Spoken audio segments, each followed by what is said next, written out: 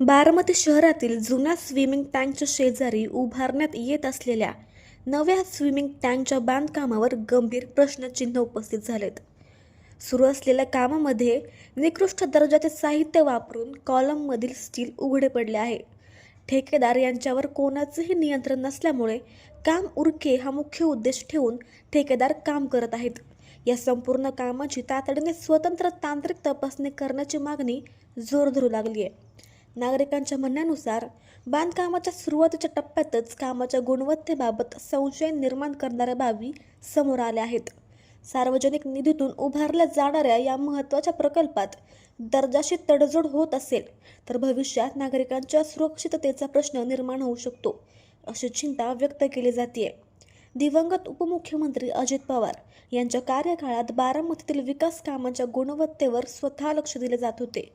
त्यामुळे प्रत्येक कामाचा दर्जा आणि वेळेत पूर्तता याला विशेष महत्त्व दिले जात होते. मात्र त्यांच्या निधनानंतर विकास कामाच्या गुणवत्तेवर पुरेसे नियंत्रण राहिले आहे का, असा प्रश्न नागरिक उपस्थित करत आहेत. दरम्यान या आरोपांबाबत सार्वजनिक बांधकाम विभाग, नगरपालिका किंवा संबंधित ठेकेदार यांची अधिकृत भूमिका अद्याप समोर आलेली नाही. यामुळे या प्रकरणातील वस्तुस्थिती स्पष्ट करण्यासाठी स्वतंत्र तांत्रिक तपासणी करावी, संबंधित बांधकामातील साहित्याचे नमुने प्रयोगशाळेत तपासावेत आणि दोष सिद्ध झाल्यास जबाबदार अधिकारी व ठेकेदारांवर कठोर कारवाई करावी, अशी मागणी होतीये.